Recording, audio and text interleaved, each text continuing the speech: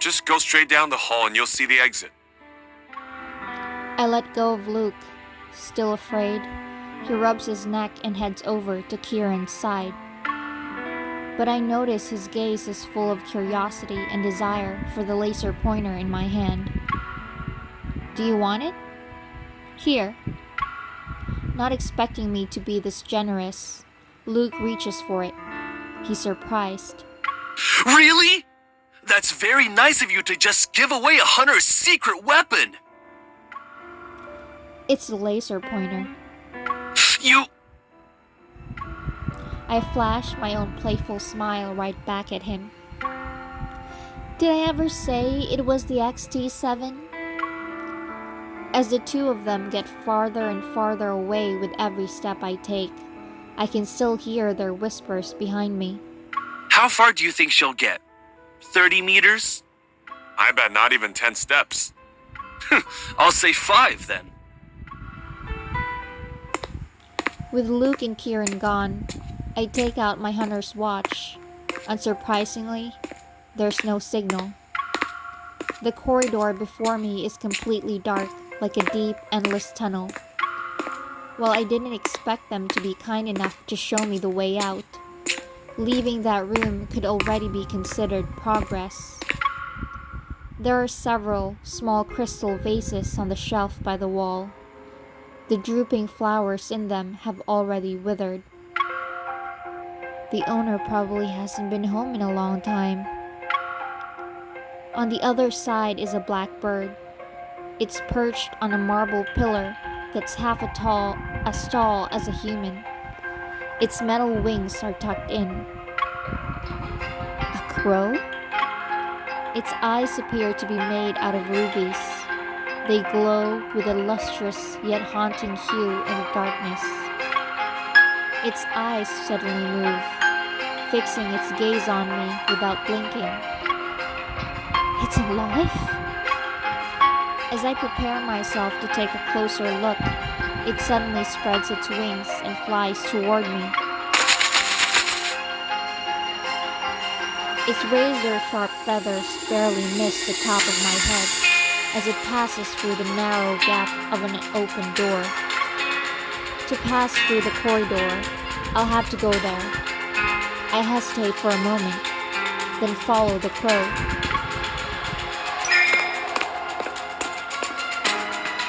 Melodious classical music seeps out from behind the door, making the corridor even more peaceful. A relaxed male voice rings out amidst the graceful song. It's like I'm hearing a monologue behind a curtain. They plan to implant protocols to human hearts, and also implant human consciousness into wanderers. Their little project has a name, the Fountain of Ete. You should know I'm not interested in other people's business. And Mephisto said you lied. You're not even telling me everything. It's a shame. You threw away your last chance. Silas? Never mind. I need to escape first. No! Please, forgive me! You can still use me as a tool. Our deal is over. Now, if you'll excuse me, I have to entertain a more important guest. The pleading voice stops abruptly, like a balloon that leaves nothing behind after it explodes from being filled with too much air. The room falls silent for a moment. The music suddenly stops before transitioning into a more gentle song played by string instruments. Aren't you going to come in? I knew they were up to no good.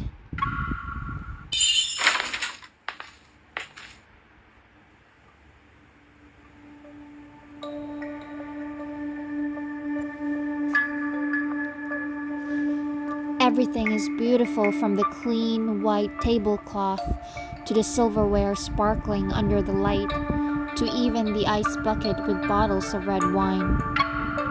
The gory scene I envisioned didn't appear. Inside this calm room, the other voice's owner had vanished without a trace. This feeling again.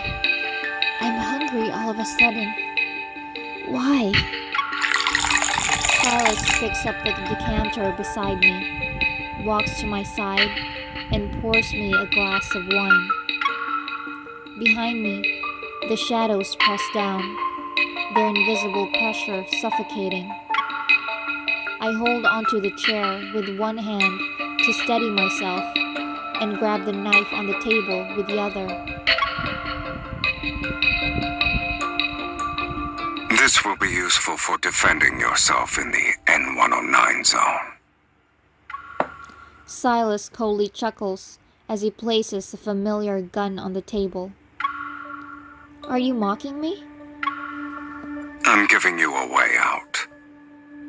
Since you can't escape, why don't we make a deal? Glaring at him, I drink the wine to taunt him. Onykinus' modus operandi is buying and selling by force. Too bad. I'm not interested. The ice-cold liquid slides down my throat, and soon I feel a burning pain in my stomach. The wine is stronger than I thought. I still can't help but chug one glass after another. Hungry and thirsty, it's as if I'm trying to numb myself with the sensation. As long as you have desires, there will always be deals to make. With his crimson eyes full of malice, Silas flashes a hint of a smile. His tall figure blocks out some of the light, and I can see his right eye starting to glow red. This means he's using some kind of power. Then I'd be in a daze and experience auditory hallucinations. So many days have come and gone. You should know your own desires by now. Confusion, restlessness, this insatiable emptiness. It's a black hole trying to swallow everything. Only I can give you what you want. And you will agree to my terms. I can't allow myself to be controlled by this person again. I force myself to stand up, spurred on by the alcohol I drank. What terms? You just want me to resonate with you. You know what? Fine. I'll accept this deal. I resonate with you, and you give me the ether core from Onykinus' auction. As I say this, I grab Silas's hand. His fingers are long, his palm is cold. Even touching his hand faintly brings forth a sense of dread. Release me. You can't do that just yet. Don't move.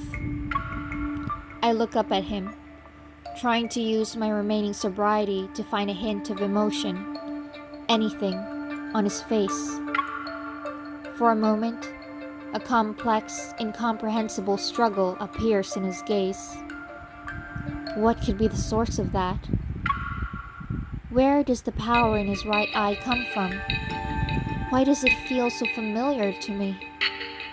Is it related to the ether core? Time passes ever so slowly, and just like these past few days, nothing happens. Why is it? Murmuring to myself, I refuse to give up. I grab his hand and hold it like I'm squeezing a pump. The invisible pressure becomes stronger and stronger. The influence of alcohol gradually subsides, and I realize I made a very dangerous move.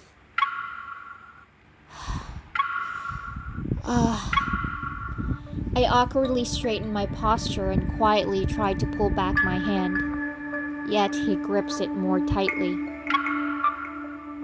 Maybe I've been too nice to you. My fingers were firmly clasped. I couldn't move them at all. You... let go! Even if you keep holding on to me like this, I can't resonate with you. It's not something I can just do on a whim. After all that arrogance, It seems like you can't even control your own evil. At the very least, it doesn't want to be activated in front of you. Silas stares at our interlocked hands blankly for a long time, and finally, he slowly lets go.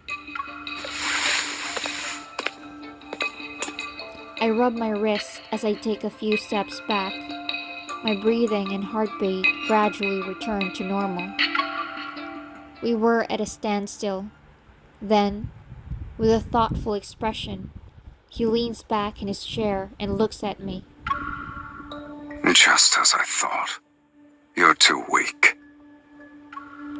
Where does he get all this confidence from to make such a conclusion? Is everyone in the N109 zone weird?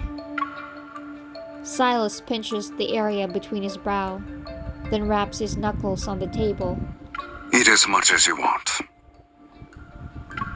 He says those words like he's giving out an order that won't be questioned. What? Are you?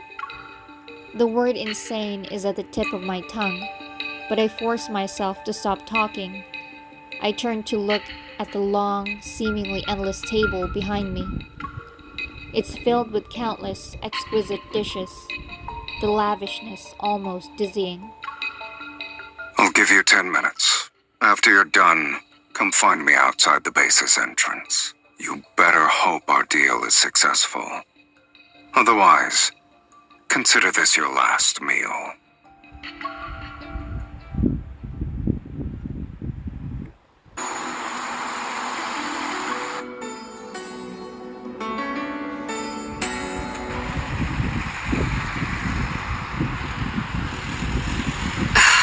I must have been really drunk to make a deal with this monster.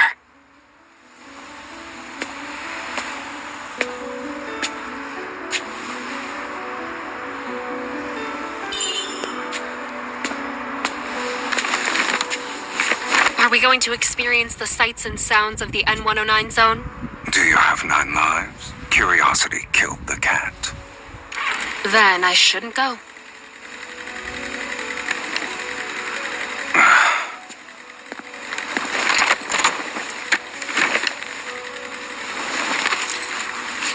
You like to bargain, don't you?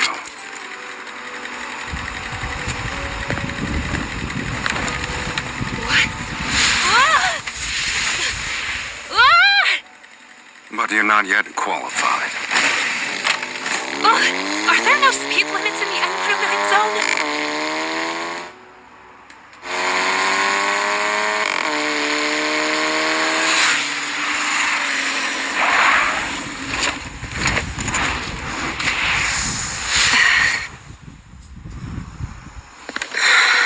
I still don't know where the auction will take place. If you want to stay out of trouble, behave yourself inside. And if I refuse? It hurts! You'll hurt even more.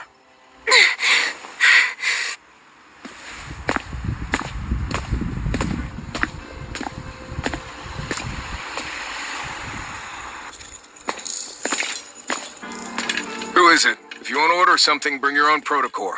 I won't accept anything that isn't high grade.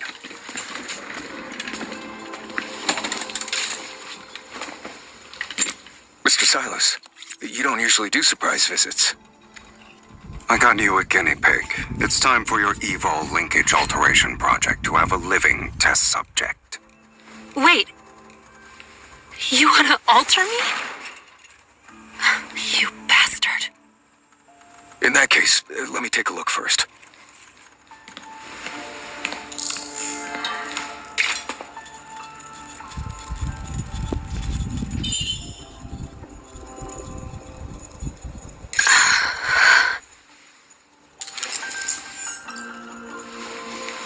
Sir, you're not actually going to alter me, right? I'm just a normal evolver. Trying to bargain with me is pointless. No one can change Silas's mind. You have the Resonance Evil?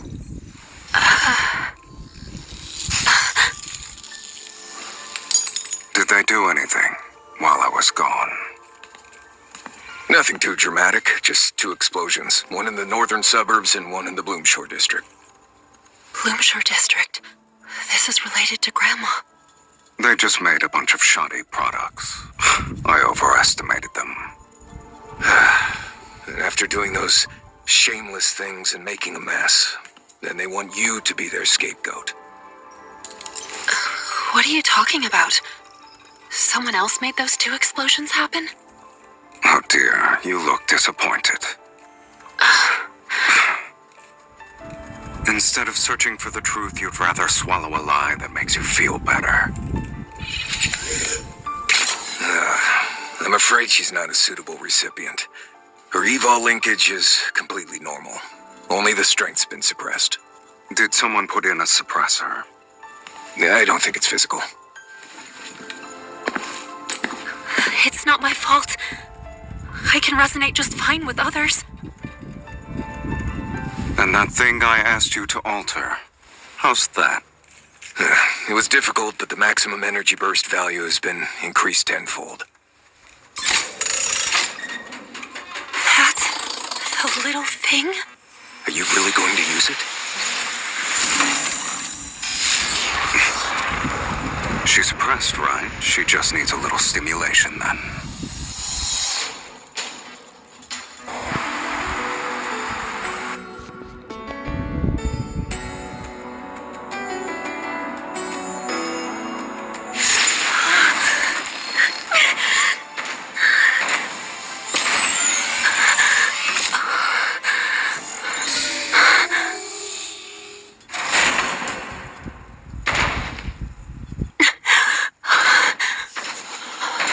Alter her energy linkage now. Make it as strong as possible.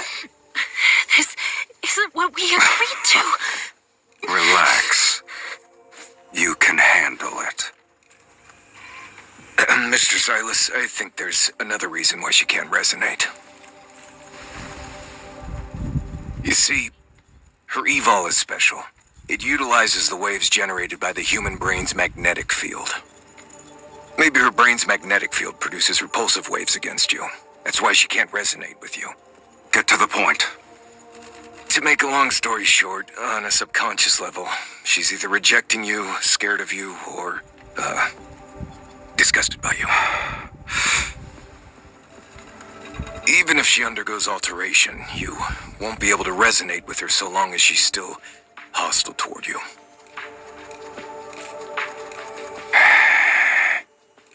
And Mr. Silas, if the alteration fails, she will be completely ruined. We need to address the cause first. Which means there's something wrong with her. You let go of me! By the way, I have an evol stabilizer in the storage cabinet. I'll make her use it.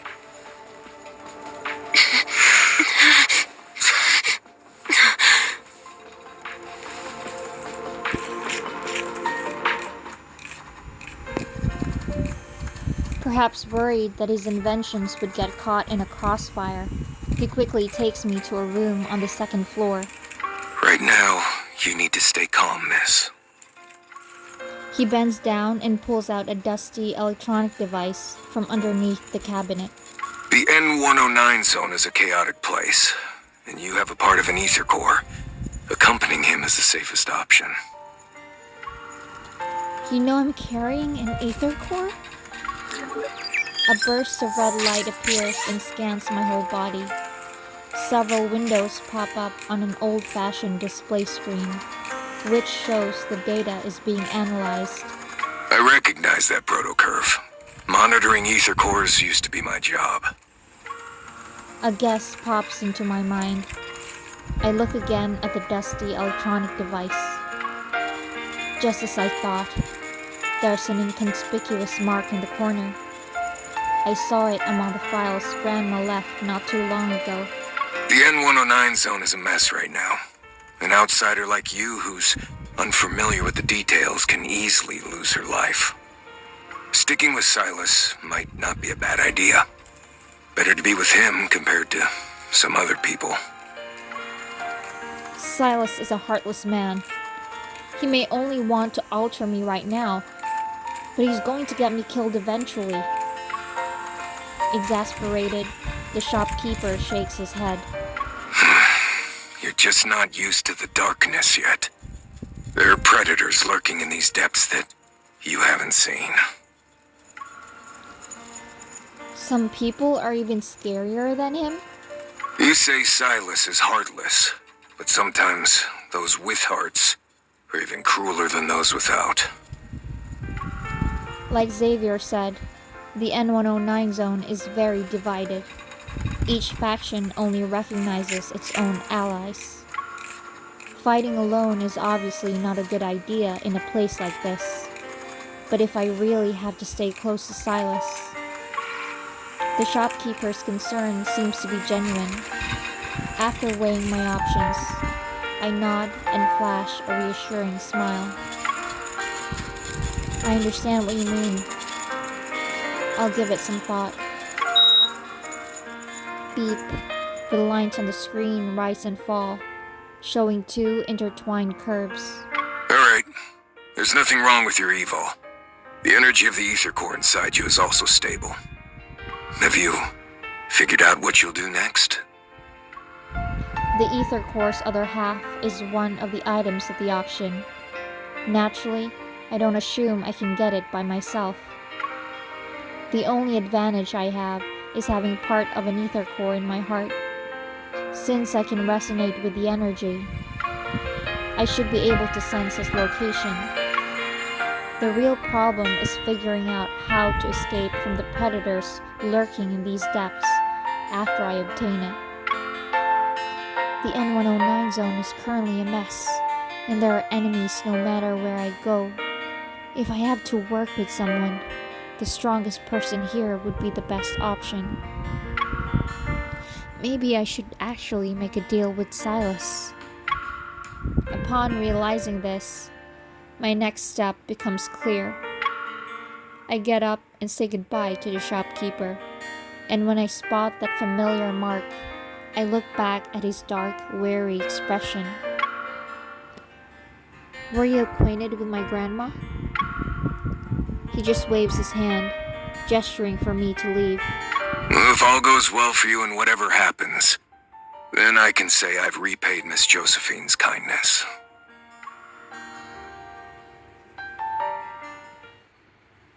Up until now, I had always thought that Onykinus was hunting down researchers who worked on ether cores before. But that shopkeeper, who seems to have a strong connection to Grandma, is seeking Silas's protection. Maybe there are other secrets. I think deeply about what the shopkeeper said, lost in thought. But when I go downstairs, the workshop is empty. Silas? The door's curtains, which were closed before, are now rolled up.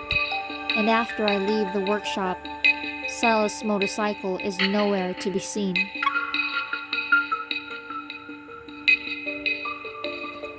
What? Did he just ditch me? Silas? The only response I get is a faint thud from the unlit alley next to the workshop. It's probably trash that fell onto the ground. Just when I was thinking about whether or not I should work with him, he disappeared on me.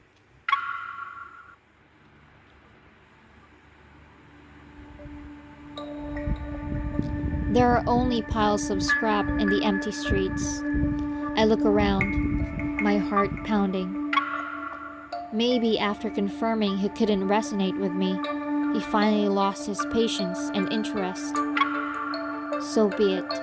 At least I can freely move around now. Would you like to buy a flower, miss?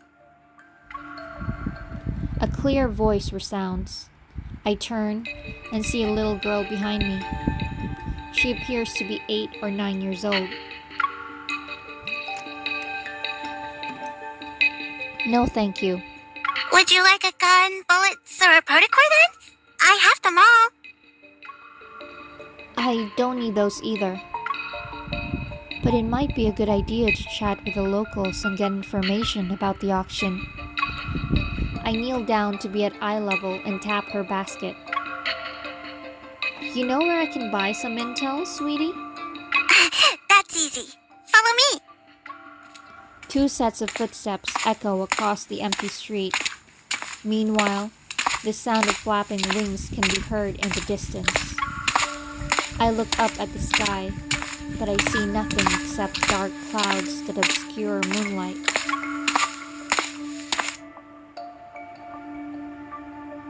A crow perches on a street light that's been dilapidated for years.